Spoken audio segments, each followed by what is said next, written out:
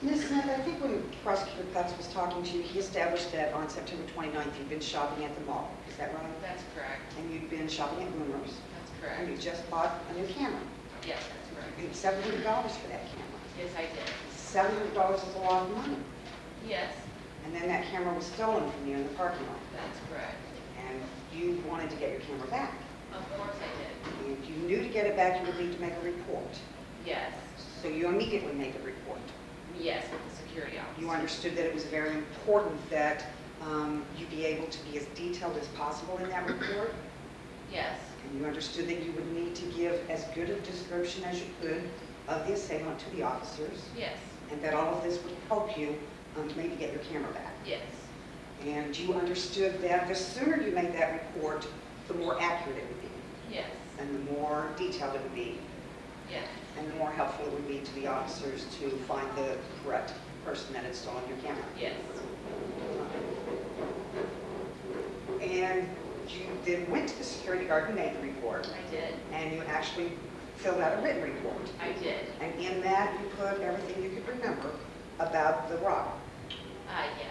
You tried to be specific about his age, I said what I thought he looked like, yes. and you tried to be as specific as you could about his height, Yes. and you tried to be specific about his weight, Yes. and you tried to be specific about what he was wearing. That's correct. You tried to be as detailed as you could to help these officers. Yes, of course. You had mentioned that the robber, you noticed the robber was wearing blue jeans. No, they were, excuse me, they were blue pants.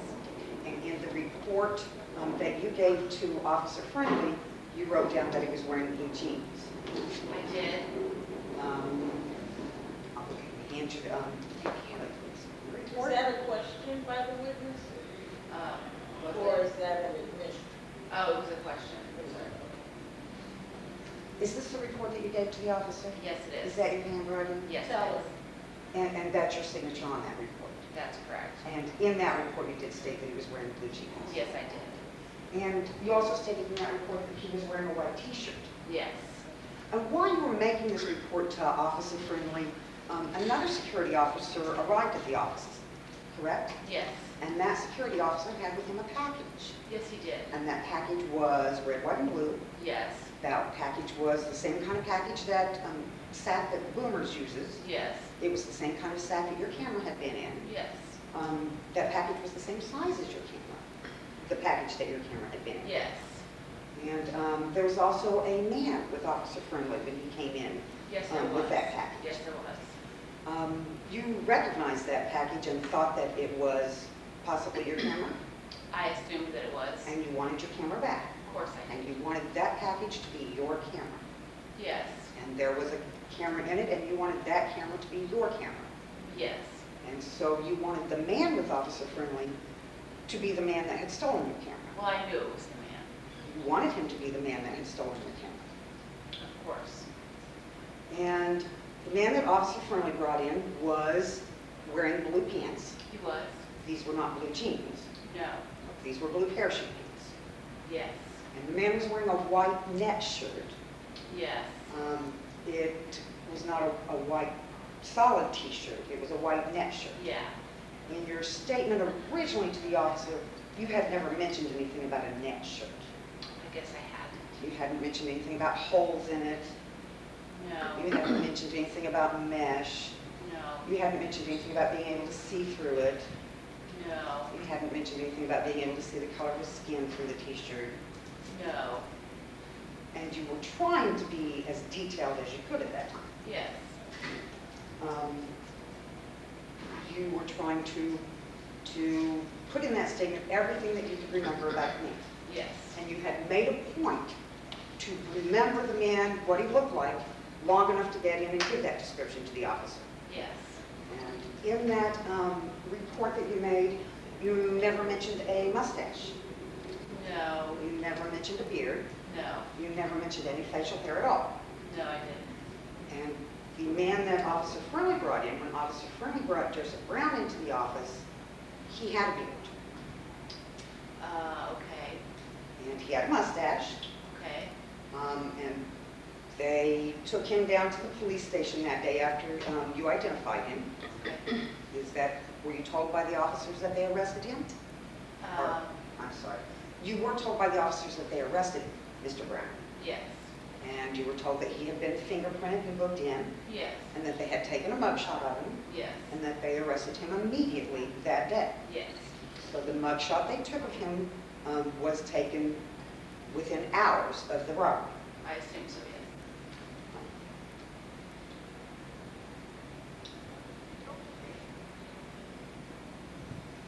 When you reported this, the whole purpose was to get your camera back. It was to get the criminal that committed a crime against me. And when you reported this, the purpose was to get your $700 camera back. I was more concerned with him getting in trouble for what he'd done to me. You just spent $700 on a camera. I had, yes. And $700 is quite a bit of money to you. Yeah. And you wanted to get that camera back. I did, but I You wanted to get the crime solved Yes. so that you could get your camera back. No, so that he would get in trouble for what he did.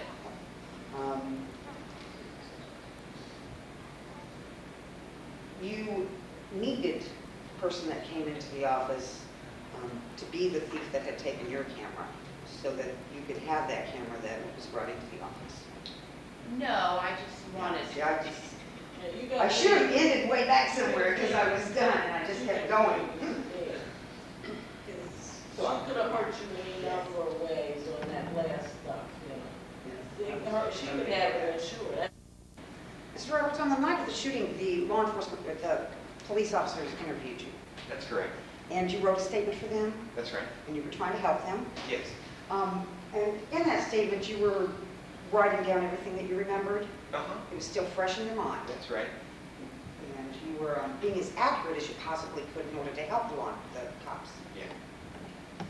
You were walking down the street when you heard these shots, Yes. and it happened all of a sudden. Yes. And as you were coming around the corner, then suddenly there were the shots. That's right. And you told the officers that it was like firecrackers, pow pow. Yes, it was like firecrackers. I quit.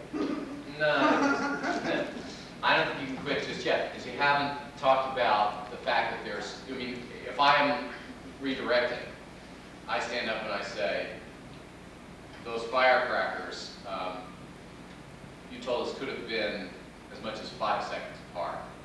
And he says, yes. Now, okay, now, You said they were like firecrackers, pow pow. I said they were like firecrackers, and then I said pow twice.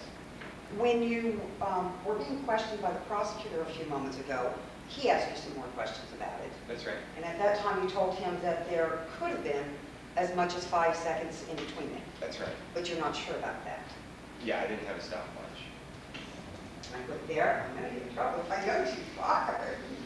I don't know. I don't know. What about if we contrast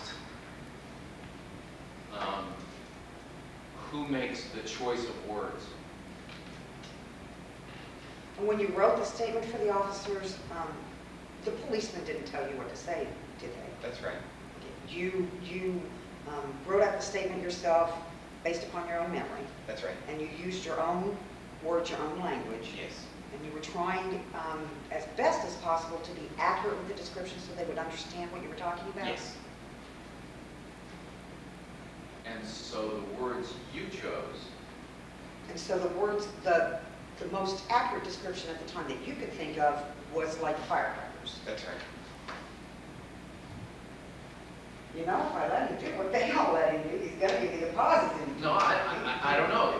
You made that point. Is there anything else in that one sentence that you can draw a distinction between the words he chose versus the words the prosecutor chose?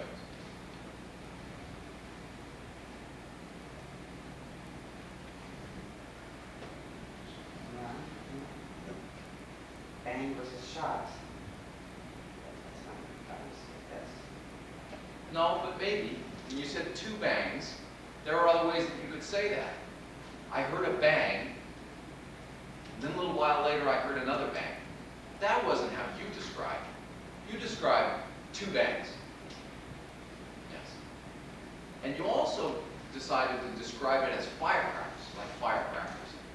See, where he's gone with everybody else, he's not going to give me that. You know, we've already seen that. Oh, sure he is. When I say you... You're not fighting it. Okay, when you described it to the law enforcement officer, you didn't mention the time passing in between the bangs or the pows, as you call them, No. did you? I want you to do it where it's just essentially positive. See, what you're doing now is you're wanting to fight. You're wanting to contrast. And I don't think you need to do that yet. We could still be at the portion of this where you are accrediting the previous statement, and you are accrediting it by describing how it came about, meaning that it was his choice of words. You with me? Not really. Well, the choice of words, I think he's going to give me his choice of words. I agree. He's going to insert the fact that he thinks there's a space between I don't them. think he is. I don't think he's playing this as he wants to screw you. He doesn't go there until you start. You've tried to be helpful throughout this case. That's correct. From the very beginning when you talked to the law enforcement officers. That's right. And you sat down by yourself and wrote the statement and then went over it with them. Yes. And you wanted to be as accurate as you could with that statement in order to help them investigate this case. Yes. And when the prosecutor subpoenaed you to come here to court today, you didn't have any objection to that. That's right. You still want to be helpful. Sure. So when the prosecutor was questioning you, he asked about the shots and asked if there could be a space. No, you're on the right track. Do one other thing first. Because what does the prosecutor do? What's the first question? He asked how far apart those shots were.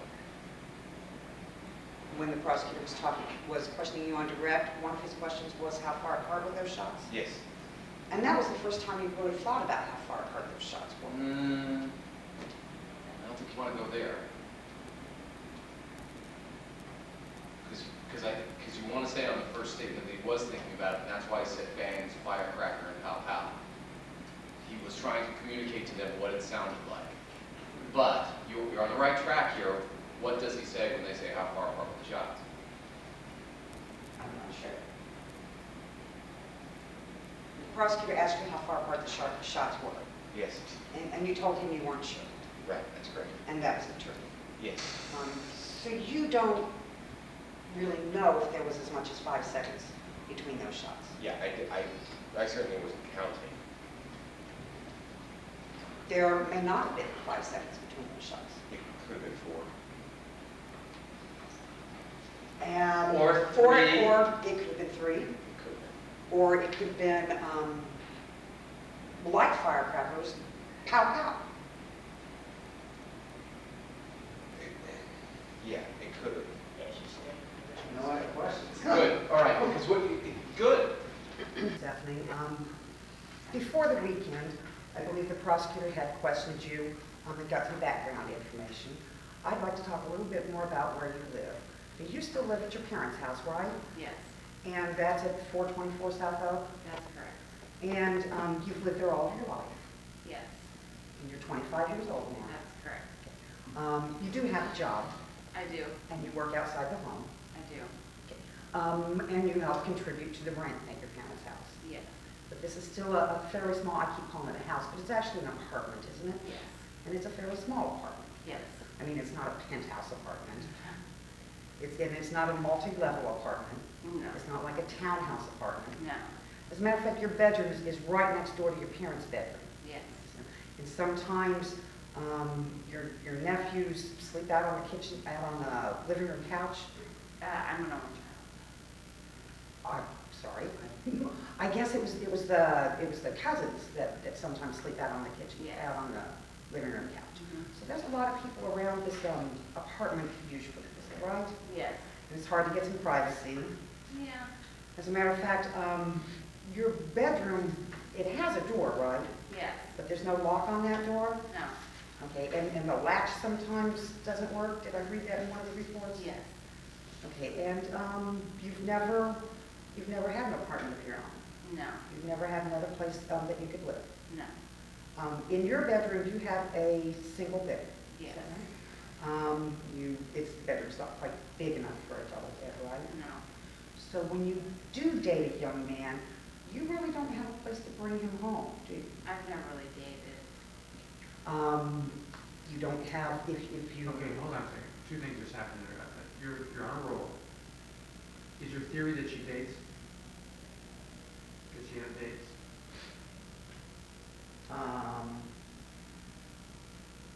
I guess my theory is she might like to. Right, but you asked her when you date a young man, which the jury signals that you believe she dates, that she has boyfriends, right? But I don't know if that's your theory or not. To me, it's a little bit counterintuitive. It doesn't necessarily fit in with the rest of your theory that she has lots of boyfriends, right? Right. Right, so when you date, they make me assume something that hurts your theory a little bit. Mhm. You know, that's not for sure. If you wanted to date. Right, well, that would be, yeah, that's a different question. Because you said, when do you date? And what was her answer? That she doesn't have dates. And fits right in with your theory. And that's something you want to loop back in. That's why I stopped you, because I think you need to hear that answer and emphasize it for the jury. Right? So ask your question again the way you want to ask it, and give her the same answer. And If you wanted to date, you really wouldn't have a private place to bring them home, to have some time alone with them, would you? Well, I don't really date. But you do attend the. okay. How did you, she gave you an answer. Right. How is that emphasized to the jury? I guess I need to repeat it as I give an answer. It's so easy when all you do is repeat a witness's words, because you emphasize it to the jury, and you seem so fair. When all you do is repeat a witness's words, how are you being unfair? And it'll do what I'm trying to do, and it's buy enough time to think of the next question. That's right. So Okay. ask your question again. If you wanted to bring somebody home, if you wanted to date, You don't have dates, but you do attend the rec center down the street. back up, let's do it again. If you want, last question. If you wanted to date, you really wouldn't have a private place to bring your dates home, because you live at your parents' house, right? I don't really date. You don't really date. Okay, that's But good. you do. See, look at one step at a time. You don't really date, but you do. It's compound, and it's also argumentative, because it's got a butt in there, right? Okay. So all you need to do is repeat what you said, and then the next step you build onto it. So, You don't really date. No. good. You do attend the rec center down the street sometimes. Excellent. Yes. And you go there and enjoy the music. Sure. You go there and you dance. Yeah, sometimes. And you go and spend some time with the other people there. Yeah. You spend some time with the men that are there. Not really. You go there. That Not threw me, really. huh? Now, why did that throw you? Because it's a stupid answer. Of course she spends time with the men there. Well, I mean, but what's your theory? Let's keep going back to your theory. Does that fit or not fit with your theory?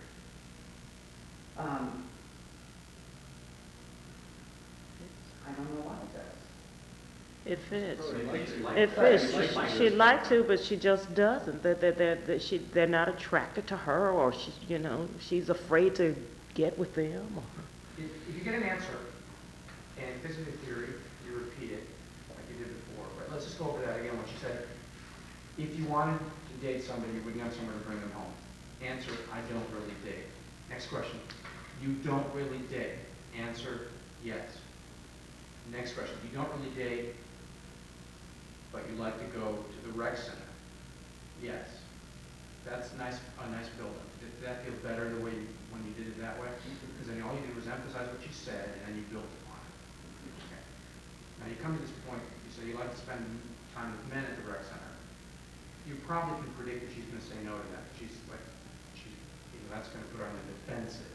Notion she spends with men. Permanent operator. Let's say it comes out of your mouth and it's too late and she says, not really. Either that fits with your theory, I don't think it really doesn't, or it cuts against your theory, or it's unrelated to your theory. And you've got to decide what to do. Don't be thrown by it. Take a second and think about it. And if you decide it's just unrelated, just move on. The don't let it deviate you from your line of question. Don't get upset by it. You enjoyed the opportunity to visit with other people there, Sure. and you enjoyed the opportunity to get out of the apartment and away from the small living arrangements that you do have, Yes. and the crowded living arrangements that you do have. Yeah. You enjoy the opportunity to be around other people than your family members. Sure. You enjoy the opportunity to meet other people there. Of course. And I don't even know where I started with any of this. You started, you were. And when you meet friends there, you really don't have the opportunity to bring them home and have a drink at home or spend some time in your home, do you? I don't really drink. You don't really drink, but you might enjoy spending some time having a private conversation with people away from the rec center sometimes. I get kind of nervous when it's one-on-one conversations with people, so I don't really usually spend one-on-one time with anybody outside of the rec center. You don't spend one-on-one time with people. I just don't know what I want to do with that.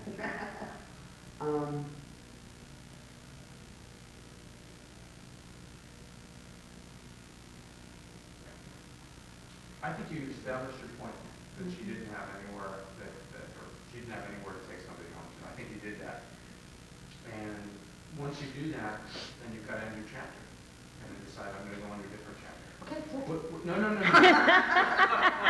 I think what happened is that you had this limited goal. I'm going to establish you've got nowhere to take anybody. And you did that. And then you slid into the rec center, into a different chapter without acknowledging it, without knowing that you were going to a new chapter, and therefore you didn't have an end point for your next chapter. So you did that first chapter. Now let's have you pick a second chapter. Want me to turn this off while you're thinking? sure.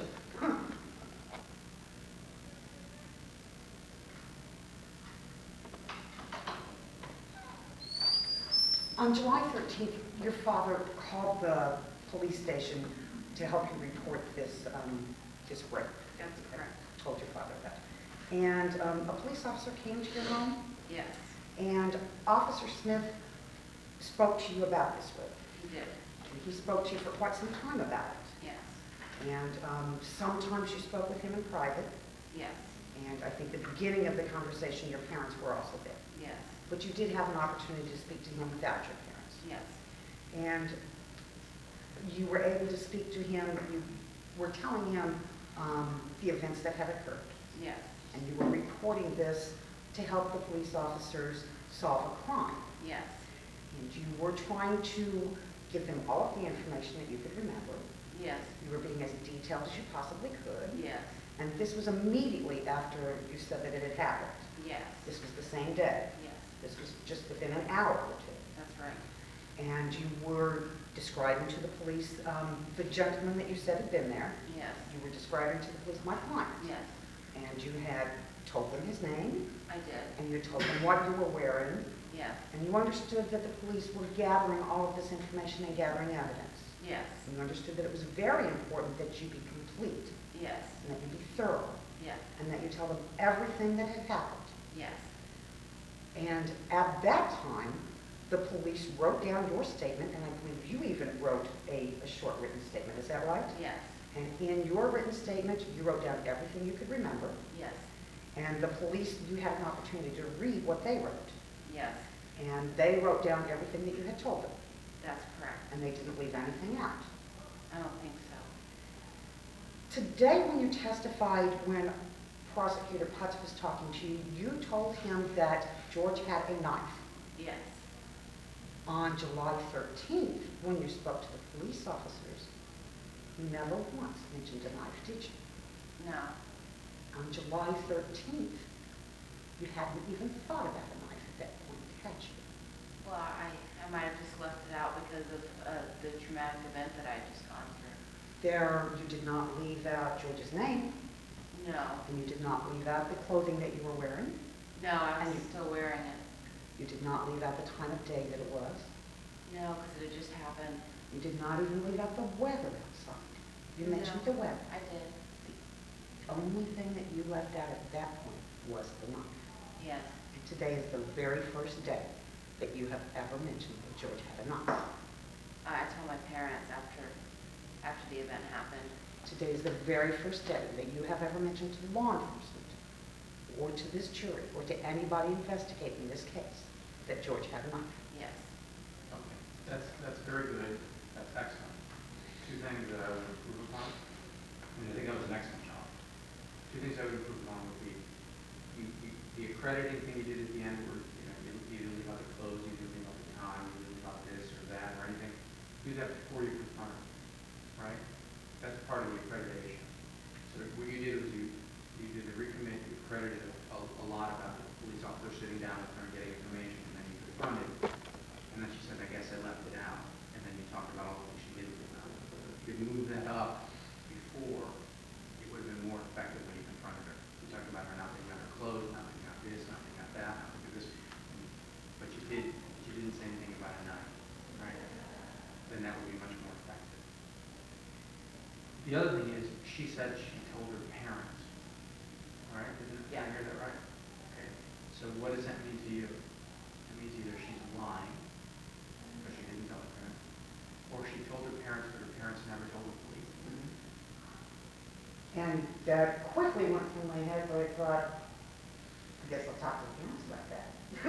Yeah, but You know, that's what I would use, I guess. but how does it look, how does it feel to the jury, do you think, when she says that? She just scored a major point. Like, oh yeah, I did tell somebody else.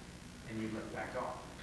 So it looks like you're conceding, or you agree that you told her parents a long time ago. In fact, you Okay, so I should have just gone ahead and confront, and like she would necessarily know, I can automatically get an objection when I say, you told your parents, but they never told the cops? right, something like that. Let's talk But about then what I'm you did. going to get, you No, know, let's- objection, that she doesn't know what her parents have told the cops or not. Let's talk about how to do that. But first I want to tie in with what happened to Jeff this morning when I said, I got out for good behavior. That's a point for them, that's a major point for them, let it go. Same way here. She says, what was the answer you gave? I told my parents, you left, and this is the first time you mentioned the knife.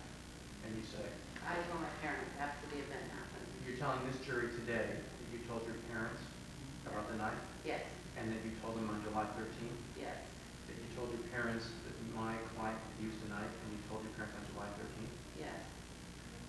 And you and told that's her- your testimony to this jury today? Yes. Okay. And are you aware of whether or not your parents told any police officers about this knife? I don't know if they did or not. Are you aware of whether or not there are any supplemental police reports in this case I that don't know. show that your parents told anybody about a knife? Not that I know of. And certainly you never talked to Officer Miller. Officer Miller never came back and questioned you about a knife based upon what your parents had supposedly told you. No. So you told your parents about, your testimony, you told your parents about a knife and the police never followed up on it. That's correct. You just think of the implications of it. She told her parents, when her parents told the police, wouldn't the police have come and questioned her and talked to her about it, right? So I just need to slow it down now, because that's a major point. The knife is a major point, so you just slow it down a little bit. And you somehow, anyhow, I don't know how, but you've got to let the jury know that you don't believe that, her answer that she told her parents. And I think you had a great tone with her, by the way, because you were matter of fact and you were strong, but at the same time you showed her, you were demonstrating to the jury that you weren't believing. And you kept her, you didn't give her an opportunity to break down or do anything crazy. And from a real world point of view, knife is crucial because in some places the fact that you use a knife, Yeah. that could up your Oh. exposure 20, 30 years. The knife is everything in this case. The knife is Yeah, everything. right, that's ridiculous. They can't find a knife. Can you do I think you did an excellent job at that impeachment. Can you do the impeachment again? Just do it your own way? On the knife.